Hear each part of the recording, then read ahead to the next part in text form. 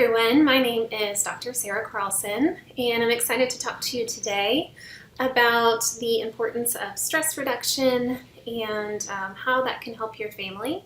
So before we get to that, I wanted to tell you just a little bit about myself, my practice, and why I find stress reduction and self-care really important for the entire family. So I am the owner and director of Mighty Oaks Counseling. We are located in Plano, Texas. We actually just moved into our brand new office in December of 2019. So we were there for about 2 months before everything shut down. So we had to quickly move to telehealth and transform all of our services online, which was a big undertaking, if you can imagine. So I am a licensed professional counselor supervisor. I'm a registered play therapist supervisor. I'm an experienced registered yoga teacher and a Yoga Alliance continuing education provider. So all of those things saying that I lead a team of 8 clinicians. We're actually going to add a male play therapist in the summertime, which I'm super excited about. And we all specialize in play therapy, adolescent counseling, adult counseling, and parenting support, also social skills groups. So we have a diverse team that works with families on a sliding scale to make sure that we can provide services to a wide range of families, not just those that can afford the high prices of some of our private practice neighbors. So I have received my PhD from UNT in Denton, and it's the #1 play therapy training program in the world. So I am very blessed that I was able to get that experience there. And I spent 4 years in the PhD program learning about school counseling, learning about play therapy, learning about special needs, learning about just school systems in general. So that was a really difficult but wonderful experience. After I graduated, I worked at an agency for 5 years and worked to build up the play therapy program there. And while I was at this agency, I worked with children and families that experienced trauma. And so I found that it was really important to me to find my own ways to begin to take care of myself, as helping professionals were pretty good at telling other people to practice self-care, but it's kind of something we all have to work on ourselves. So at that time, I found yoga and really felt like that helped me immensely, really process the things that were happening at work, but also just filling my bucket and helping myself take care of myself. So the more I was able to take care of myself, the more I really realized that I could be there better for my clients and be more present in what was happening in the room. So after a few years of practicing, I decided to start teaching yoga and fitness classes, and this is actually where I met my husband. And so I found kind of at that time I was a little constricted to what I could do in the agency. And so I wanted to open up a private practice that allowed me to kind of meld both counseling and the health passions that I have together. And so, yoga and fitness and mindfulness. I'm also certified in mindfulness to teach mindfulness, and just felt like all those things really go together really well, and I wanted to be able to have a place where people could access those services. One of our most popular services at Mighty Oaks, besides play therapy, which is our #1, is our Mighty Girls group, and this is a group for girls 8 to 12. And hopefully we'll get some older kids in down the road, and I'd love to have a Mighty Boys. But in this group, we practice yoga, we make shapes, we learn about our bodies, we learn mindfulness, and talk about ways to feel empowered. So all that being said, stress reduction and mindfulness is really important in my practice, in my personal life, and this past year has been no exception. So obviously, this past year has hit us all with a lot of stress. So before getting into more understanding about stress, and more specifically what stress over the past year looked like, and kind of things that we can do with that stress, I'm going to ask you, as the viewer, unfortunately I can't see you, this is all pre-recorded, but as you, the viewer, just to take a moment, you can close your eyes. If that doesn't feel comfortable for you, you can just kind of close your eyes a little bit and have a soft gaze in front of you. And just kind of take a couple breaths here. So they don't have to be fast, they don't have to be slow. Just take a moment and notice your breath.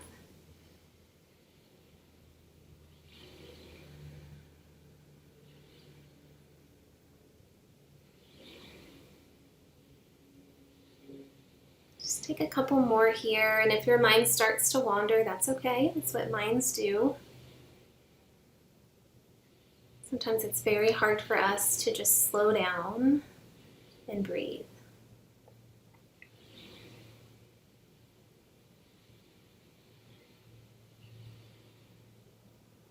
So as you're sitting here in this stillness, I want you to just think of the first thing that comes to mind when you think about stress. What's the image that comes to mind?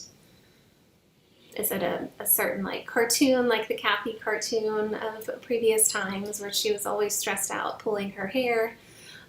Or, is it somebody that's at their desk with piles of papers, around them?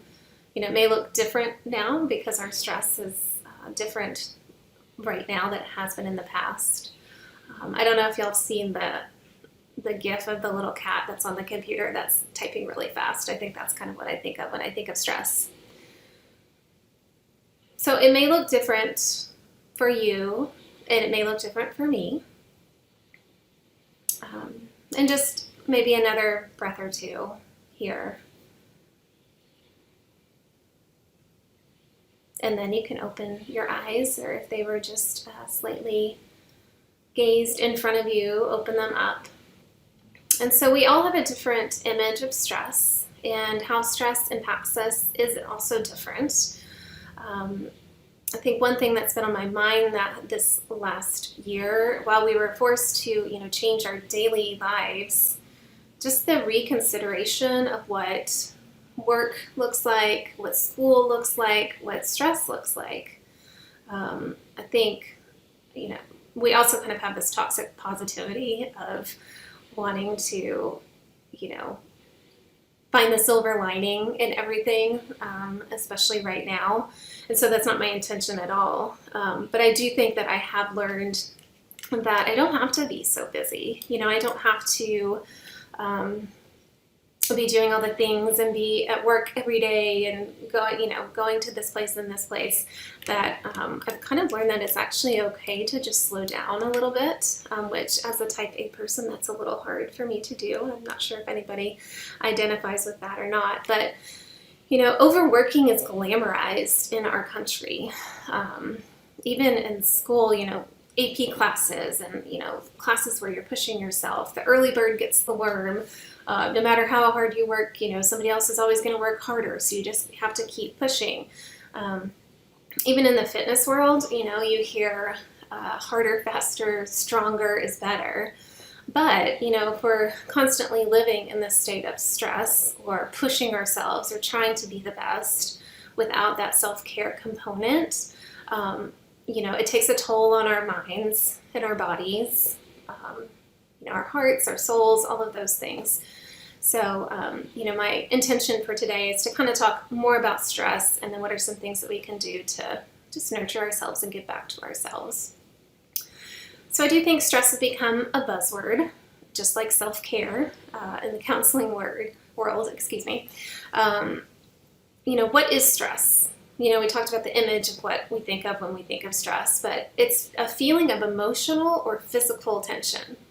So stress can come from an event. It can come from a thought. It's something that makes you feel frustrated, angry, nervous.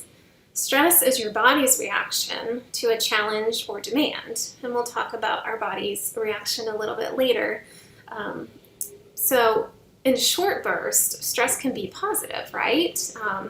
I was very stressed about this presentation because it's a very different format for me. I don't have anybody in front of me, that I can, read body language or make eye contact or understand that, I'm making an impact or, what I'm saying is understood.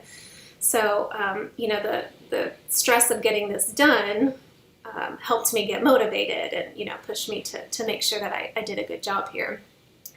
But long term, that again can take toll on our body. It can make us fatigued and tired, unmotivated, which I know we're all feeling that right now and overwhelmed.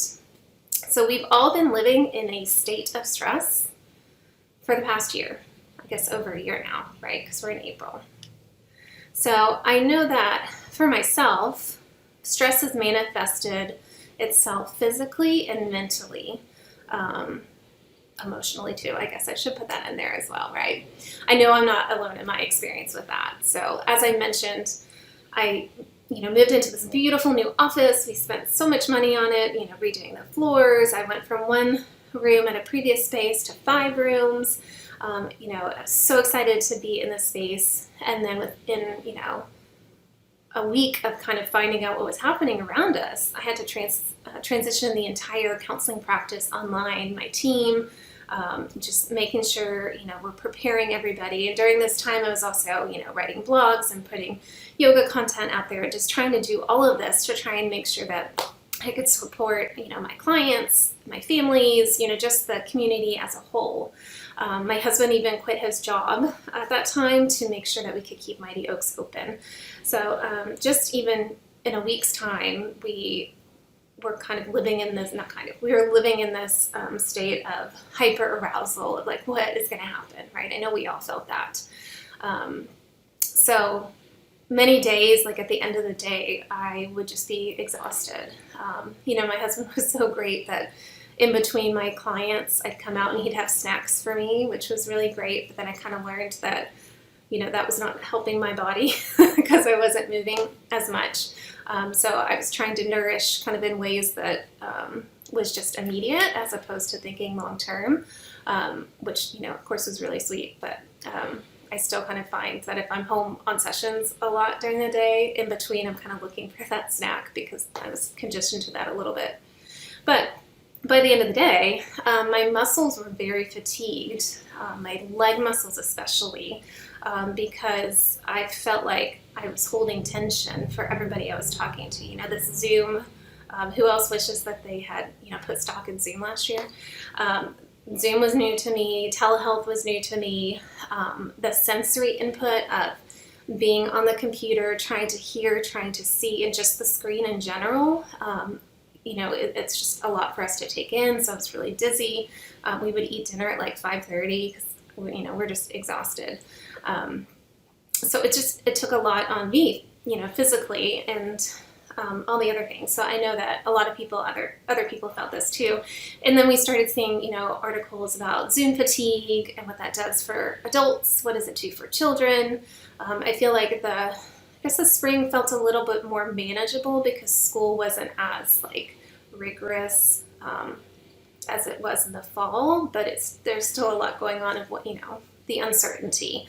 And anxiety, of course, comes from ambiguity. So when we don't know what's going to happen, we have anxiety. And so we've been living in this time of, when is this going to be over? Everybody keeps saying, when is it going to get back to normal? Which, we've been in this for so long. I think normal is different now. Our new normal, what everybody says. We're going to have to navigate that, right? So we still are going to have effects from these experiences, down the road. So I wonder, do you feel fatigue like I am talking about in your body?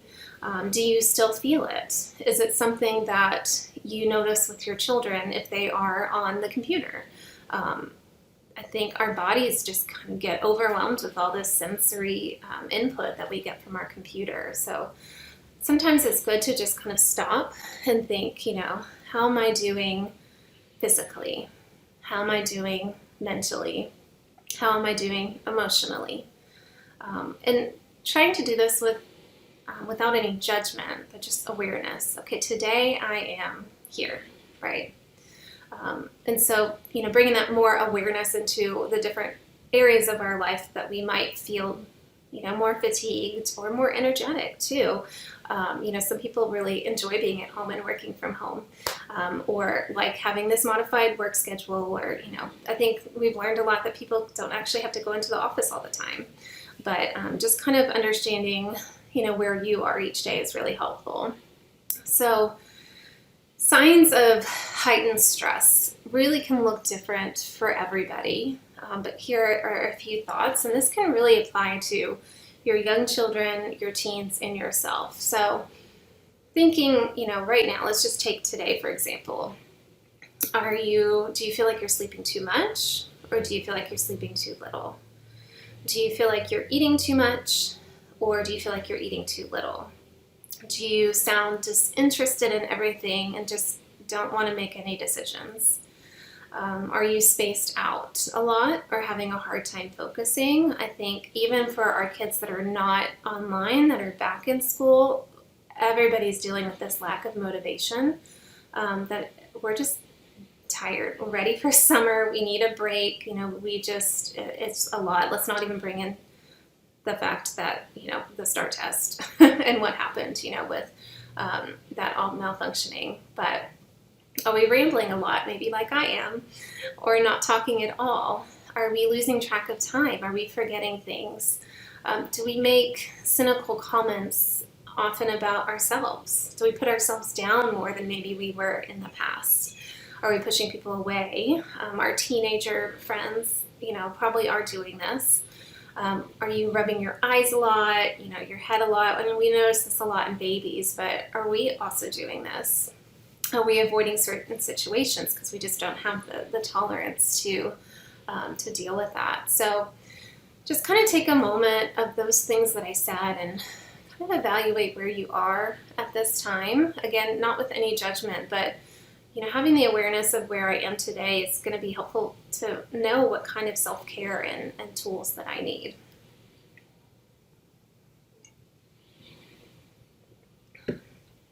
So, continuing talking about this stress, that buzzword, and your family, I work with a lot of children, and as a counselor myself, this is something I try to remember. It's kind of hard.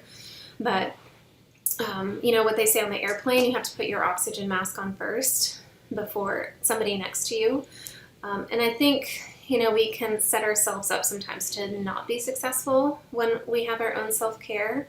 So your oxygen mask doesn't have to be like 45 minutes on the Peloton or something grand, right? It can be 5 minutes of sitting outside, a hot shower or cold shower even. That's really good for your immune system. A song that makes you happy, watching a funny cat video or dog video, or even just taking 5 deep breaths. So, this self-care doesn't have to be huge, right?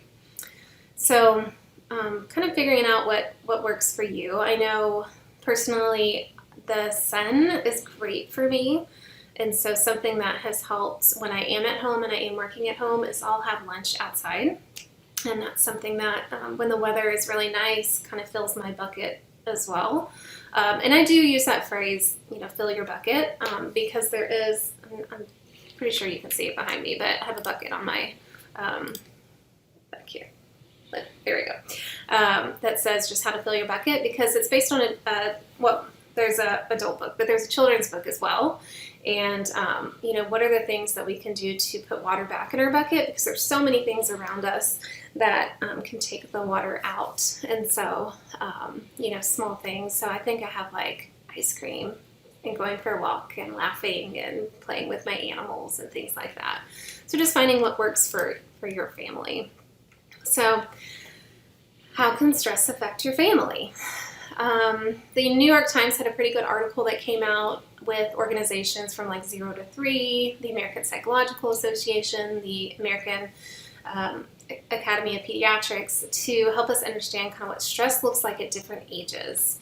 So, this is kind of a broad understanding of what stress looks like at different ages. I guess my suggestion is to just understand your own child, and if things just seem really different, or there is a big change, to kind of notice that, and maybe that is the stress that's happening.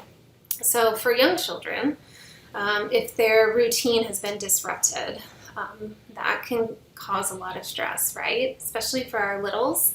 We understand that when things aren't the same, that can be really hard for them. And then if your family is coping with something like divorce, illness, job loss, problems with mental health and substance abuse, or a death in the family, like all of these things have happened during this pandemic and during the past year.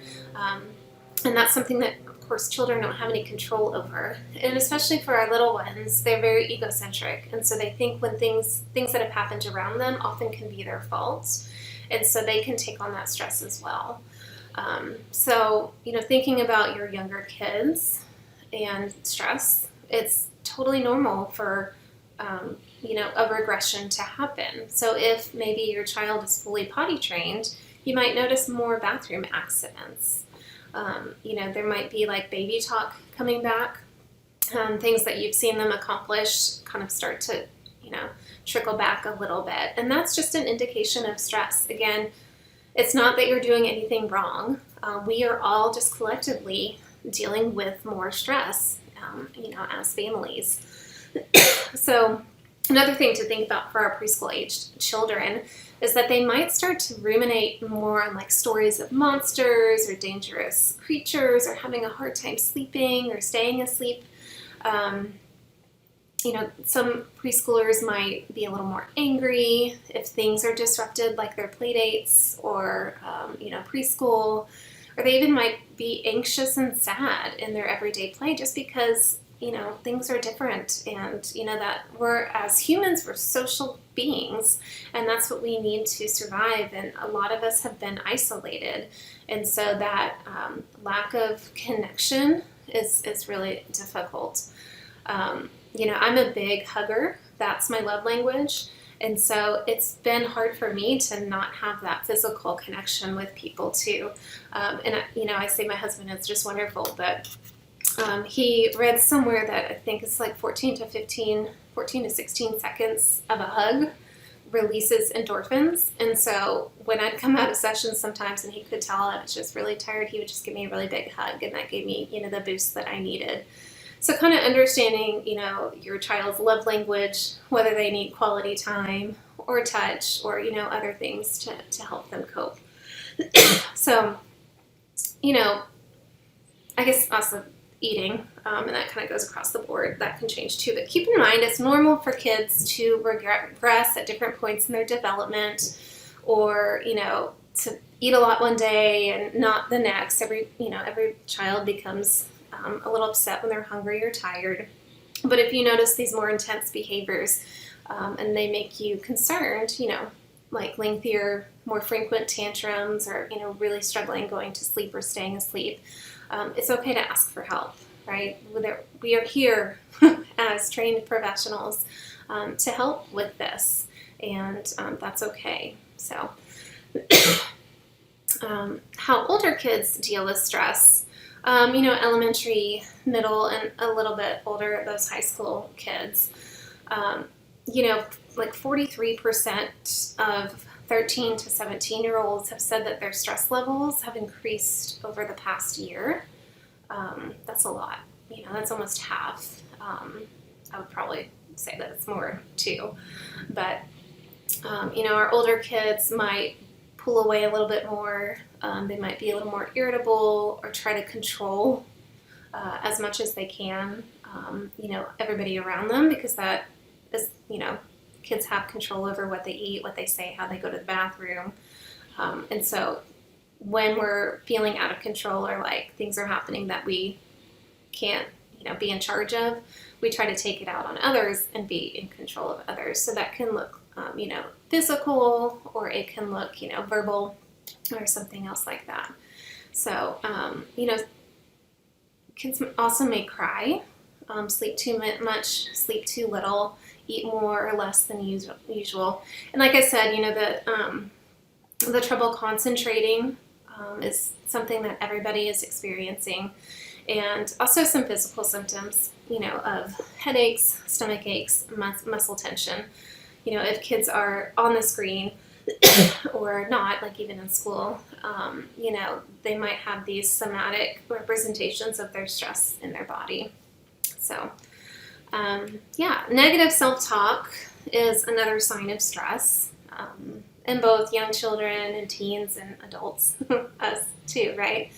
So when we're stressed, like I said, we all seek to be in control as much as possible, right?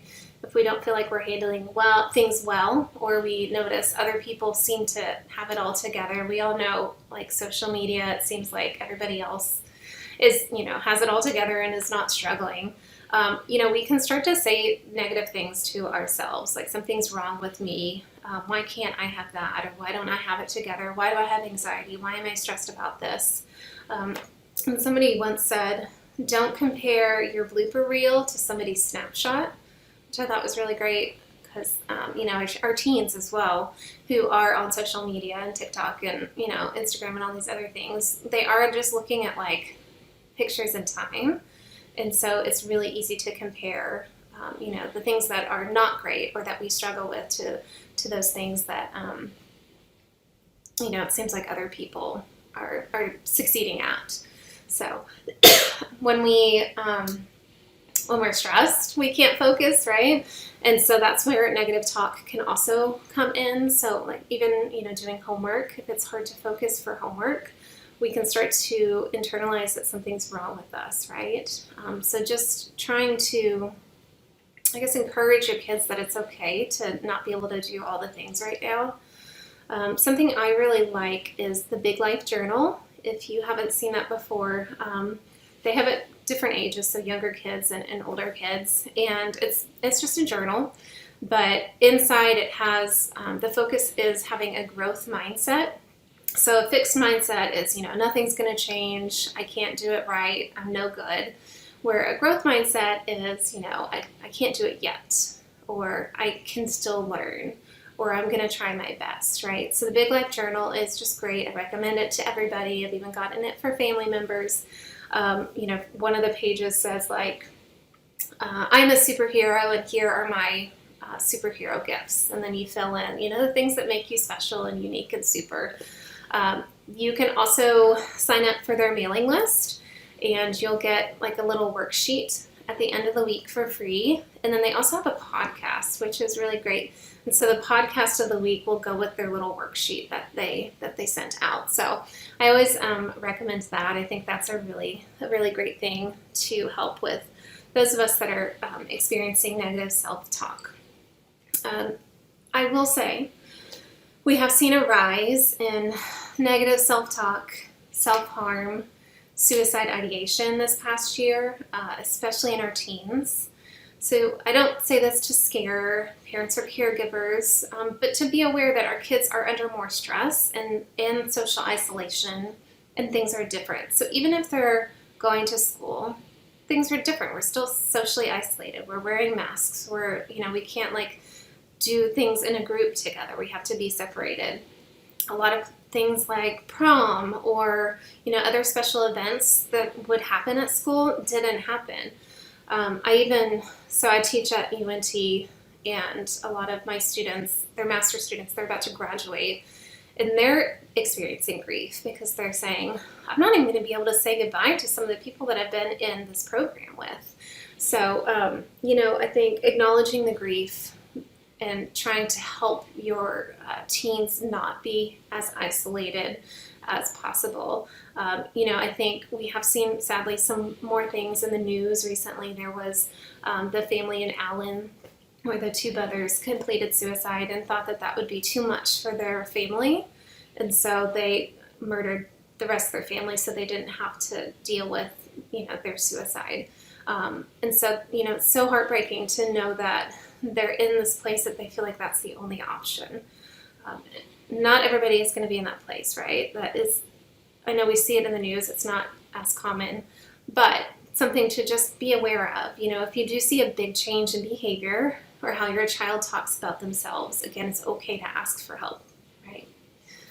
We all experience, stress and difficult things, and I try to remember, like being a teenager was hard enough and then put into, all these different things that we can't do, or, the expectations of what we thought, like middle school or high school would look like. It's very different. And so really trying to think outside of the box of how can we be connected and how can we take care of ourselves is really, really helpful. So before moving on to kind of what stress looks like and the things that we can do to help that and combat that, I just wanted to quickly talk about the window of tolerance. So if you think about, like a little window here, This is the amount of stress that we can deal with and tolerate is in our little window. So with persistent stress, our window gets smaller, right? And so if you can imagine, we've got things here. If our window is pretty small, it's going to go right up and down outside of our window. So in the top part of our window is where we have hyperarousal. So this is like anxiety, anger, feeling out of control, our fight or flight mode. Like we're ready, right? Our reactions take over, and so it's hard to regulate ourselves when we're up here. And then at the bottom of our window is hypoarousal, and this is spacey, zoned out, numb, shut down, and tired. And this is when we're in our freeze or fawn mode, and fawn is like pleasing or doing what others tell you to do in a not as healthy way. So our stress is going up and down, and if our window is smaller, it's easier to get into this hyperarousal or hypoarousal. So those coping skills that we'll talk about are super important to help us stay in the window. So how can we explain stress to our kids? So believe it or not, a lot of them already know the term stress, whether it's because of our language or just, again, something we normalize in our country that it's a good thing to be stressed out. Like I said, I talk to my clients about the fight, flight, freeze, or fawn, even little ones, to reduce shame in our reactions. And this is so true for adults too. This is, a big theme that we have in our office is shame of how we're reacting to things. And so how I explain it to kids is, imagine there's a tiger in the room all of a sudden, which a lot of them will say, how did it get here? I'm like, that doesn't matter. So we imagine, I don't know, somebody put it in here. Imagine there's a tiger suddenly in our room. So what happens? Our body reacts, right? We might sweat. Our temperature might go up. We're probably going to have an increased heart rate. And we're most likely going to flight or, flee, run away.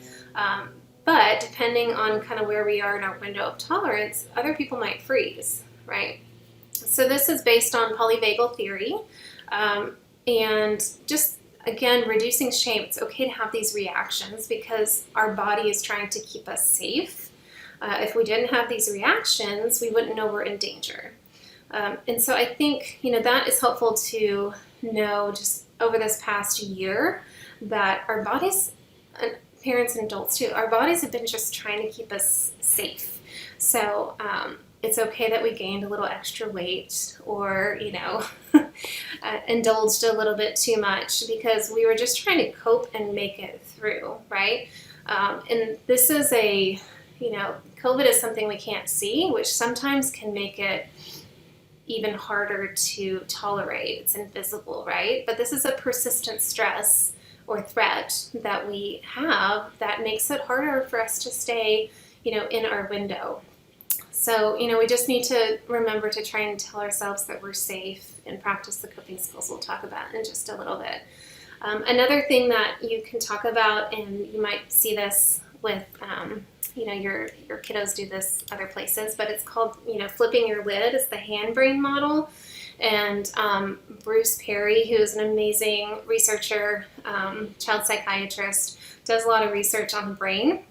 And so he tells kids that this is your brain, this is your brainstem, this is your thinking brain, so this is the prefrontal cortex. But whenever that stress or that threat happens, we flip our lid, and then we come in here to our animal brain, and that's where we're in that fight, flight, freeze, fawn. And so if we're living here, we're quick to react or we're quick to shut down. And so we need to kind of slow the connection from the flipping the lid and coming into the animal brain to really bringing our the front of the brain back down a little bit and to help us, make decisions. So, whenever we're more up here and not so much in the feelings, that is going to help us make better decisions. So, if you want to look more into that, Bruce Perry is who does the hand-brain model. So a lot of kids really like that, and there's some cute videos out there as well. So how do we stay in our window, right? That is something that we all want to work on. I guess I would say first that we need to learn how to regulate, right? Regulation comes from connection. So sometimes your children and teens are going to need your help regulating because they might not know how to do it themselves. Another point is that we can't regulate someone else if we're not regulated ourselves. And so again, we've got to put that oxygen mask on and take care of ourselves and all of that before we can really make sure that we're taking care of our children. So a thought from a parenting training that I do is called, be a thermostat, not a thermometer. So if we think about a thermostat, it's at the same temperature, even, whatever's going on outside, it stays at, 68, where a thermometer is going to go up and down. So we all experience stress, right? We're all getting triggered, we're all tired.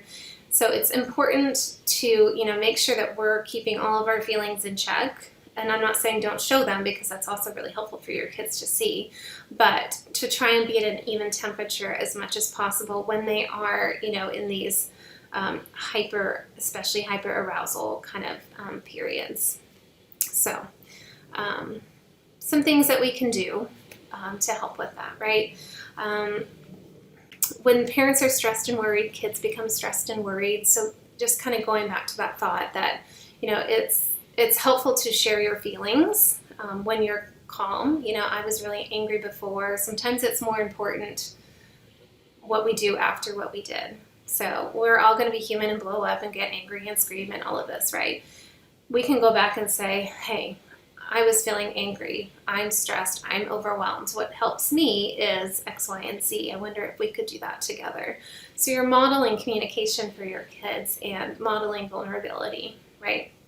So just a couple things I think I've kind of touched on, but making sure that as much as possible your routine is the same, especially for our younger kids, but even some of these teens, that really need that structure and that control, trying to keep the schedule as consistent as possible. For those kids that do need control, have a calendar out that has, what are the special things that are happening this month or this week, or are we going to have that social support sometime, this month, and when is that going to be? So they have something to look forward to allow them to feel a little bit in control. Another thing is that you can have, a evening or weekly check-in with the family where you do a little family meeting and just say, like, how are we doing this week? What's something that, we're really proud of, and what's something that maybe we want to work on a little bit? Trying to focus on the things the effort that kids have put forward while, all of this is happening is going to be really helpful for them as well. So another thing that we can try is to practice more mindfulness. So I said before that I am a certified mindfulness teacher. And when I think about mindfulness, I kind of think about being in the moment. So understanding, like I said before, like how my feelings are now, how my thoughts are, how my emotions are, just trying to be present in what's happening right now, not thinking about the future, because that's all about anxiety, not thinking about the past, because that's where depression can come from. Allowing us to be, present in this moment, which is really hard right now. I will say, I ebb and flow through being really, quote unquote, good at taking care of myself and practicing mindfulness. And then some weeks I'm just like, I can't, this week is where I am, and I forgot to do that, but it's okay. I'm human. I'll make it up next week, or I'll find a time to do that. When we are stressed, we tend to be mindless, excuse me. So I know other people have felt this way, but when you are driving home from work or someplace and you're like, how did I get here? I don't remember. And that's just an example of being mindless, right? It can also look like scrolling through social media for long periods of time, watching Netflix a lot, mindless eating. So not being intentional about how much we're eating, and just kind of going through life without being aware of what's happening. And that's not to say that's something that is bad or negative, because again, we're human, and we're dealing with a lot right now, but we can try to be more intentional about being mindful, right? So mindfulness can help children improve their abilities to pay attention, to calm down when they're upset. It helps them with emotional regulation and cognitive focus. So like I said, it's always helpful to practice yourself before, teaching your children. So I'm going to ask you again to either close your eyes or, just kind of have a soft gaze in front of you. If you are in front of the screen, you might even want to turn away from the screen to get away from that input again. So just close your eyes and take a couple breaths.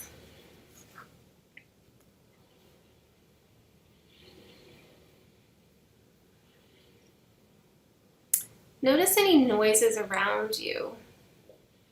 So don't try to label them, but just notice. Maybe you can notice noises far away.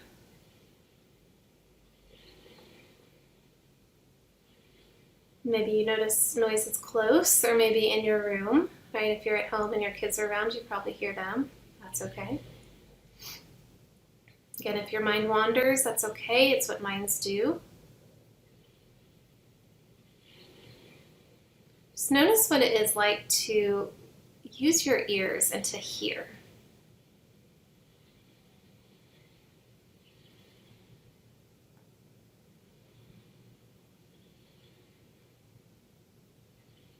Breathe in, breathe out, and open your eyes. So I know that was just a short thing. You can definitely practice it for longer if you want, but this is something simple that we can do to practice increasing our awareness, especially if we are looking at the screen a lot, whether it's for your job or for school or something else. We kind of just get so focused on the visual that we need to tap into our other senses. So something you can also try is when you notice that you're dysregulated or your child is dysregulated, to notice 5 things you see.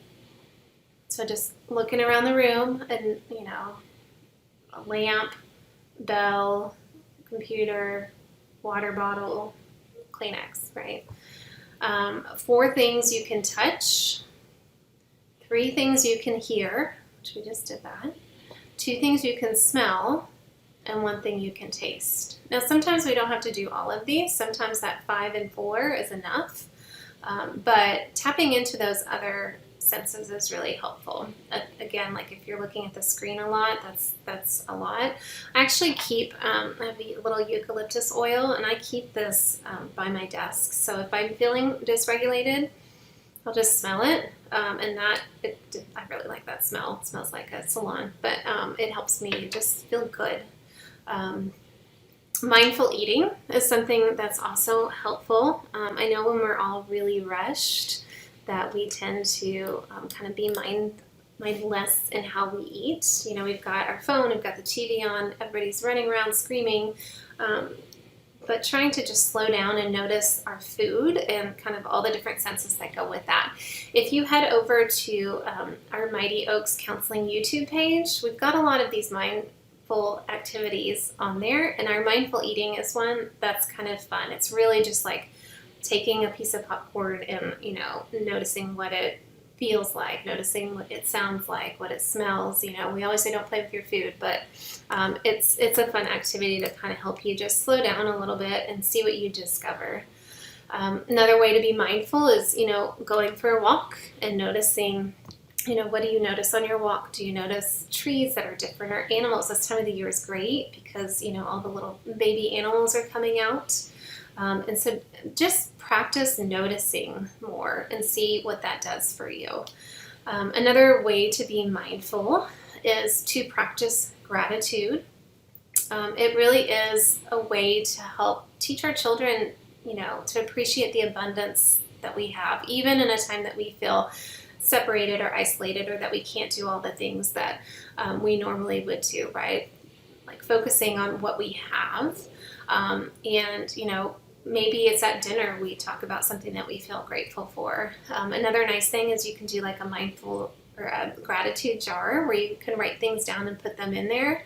And then maybe at the end of the month you pull them out and read them together, or at the end of the week. So it's a collaborative effort that everybody is involved in. And like I said, finding the things that fill your bucket is really helpful, especially when we're dysregulated. We can have, if we write them down, we can say, oh, I notice that you are feeling, your feelings are big right now. Do you choose to, do some jumping jacks, or do you choose to listen to music? So helping your kids, learn different ways to regulate. Breathing exercises, of course, are really helpful. And like I said, over on our Mighty Oaks YouTube page, we've got lots of different kinds of breathing exercises. One that I'd like for y'all to try, which is super simple, is called star breathing. And this is really nice for our sensory input kids, but really anybody that just needs to calm down. So you normally would hold your hand like this, but I'll show you by holding my hand up. And you're just going to inhale and trace your thumb up. And then exhale as you go down. Inhale, go up. Exhale, go down. Inhale, go up. Exhale, go down. Inhale, go up. Exhale, go down. Inhale, go up. Exhale, go down. If you need to continue, you can go all the way back. You can do it as long as you need. And you might notice like some kids push really hard at the beginning, and then they slow down just a little bit. So that's something that can be really helpful, like square breathing or some of those other things are really good too. I will say, try to teach your children and teens these coping skills and these exercises outside of when they're having a tantrum or their feelings are really big. So you can't teach somebody to swim when they're drowning, right? So having practice of these kinds of activities, of slowing down, of noticing, of breathing, is really going to be helpful, if they understand what it feels like when they are calm, because then they can come back to that point of calmness, right? So lots of different breathing exercises, and you can try them before bed or, first thing in the morning or before you get in the car for school, kind of what works for your family. Another thing that I found helpful myself, and this might be great for, your older kids or even yourself, is tapping. So there's an app that you can find, but tapping is just the idea of bilateral stimulation, just meaning that you're going from your right and left side of the body to help yourself regulate. Younger kids, you can do butterfly tapping, and it's just putting a little butterfly on your chest and just going back and forth while you take some deep breaths. If your kids need help, you can actually tap their shoulders back and forth if that's something that they don't have the ability to do. So that's something that's really nice. And the tapping solution is something more for older kids and adults, which is that app. But it's basically tapping your body and then saying, mantras and different things to yourself to help release your anxiety. Another thing that is helpful, of course, is meditation. I know for myself, I have really struggled with that during this pandemic because it's very hard to sit still. Give yourself grace with that too, because that, that is something that's difficult. And meditation might be praying for you. And so, finding that the place to, have thoughts and feelings and be still. A meditation app that I really like, they have it for kids and for adults, but it's called Stop, Breathe, and Think.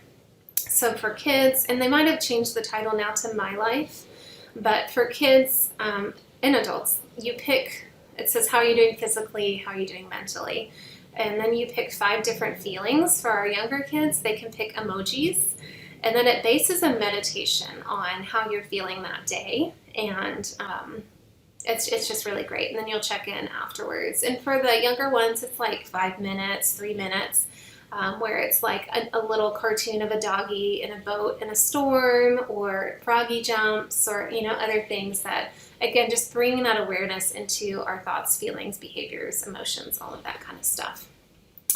Another thing to think about for older kids and just for us is self-compassion. And if you look up Dr. Kristen Neff, she's done some wonderful research and work on self-compassion.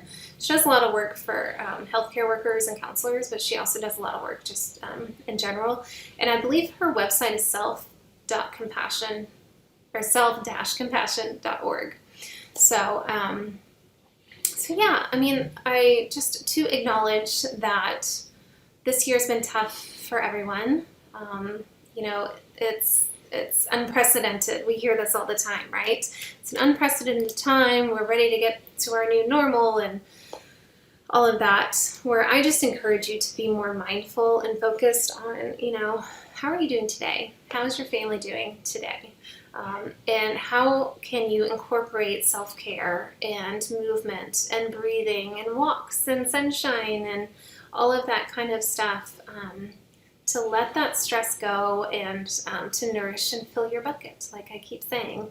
So it's okay that it's hard. It's okay to not be okay. And it's also okay to ask for help. So like I said, I've got a full team of clinicians, and we are already filling up even more, which I'm very grateful for, that people are reaching out and asking for help. So you can always contact me directly at mightyoakscounseling@gmail.com. My website is mightyoakscounseling.com. And I would be happy to support you, even if you have questions about, what I talked about today.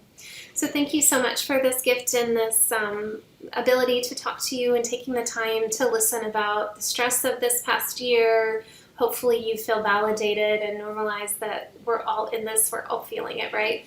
And thinking about some of these, practical, pretty simple coping skills that you don't have to change your whole life to try and do and to help your family. So I hope you'll have a wonderful day, and thank you so much. Bye. Father Tom Smith here over at St. Paul's in Prosper. These video series have ended with messages of hope from one of the local priests in the area, and for mine, I simply want to say, well done. Congratulations. What do I mean? The process of becoming a fully developed human being, a mature individual, involves the hard task of self-analysis. Why have I done the things I've done, both good and bad? What has happened to me in the past? And why did I respond that way? And how do I find myself where I currently am? And those questions can be extremely difficult. Nobody really wants to do them. In my office, I have this reprint of Rembrandt's The Prodigal Son. The prodigal son made some major mistakes, got lost. But he was able to find his way home again when he took a hard look at himself, asked himself what on earth he was doing and why he was doing the things he was doing. When he did that, he was able to chart his path home, back to his Father. That process of taking a hard look at ourselves, no one wants to do. It's hard to take a look and say, why did I do that thing? Why did I respond that way? Or why did that thing happen to me? But only by going through that process do we find our way home. Not only that, but you, simply by watching this video series, there's something inside you that has said, I'm ready to do it. I want to take a look at myself. I want to know who I really am. By simply watching this video series, you have begun the process of journeying toward who you really are and figuring yourself out so that you can move forward. So, congratulations, well done. You are on your way.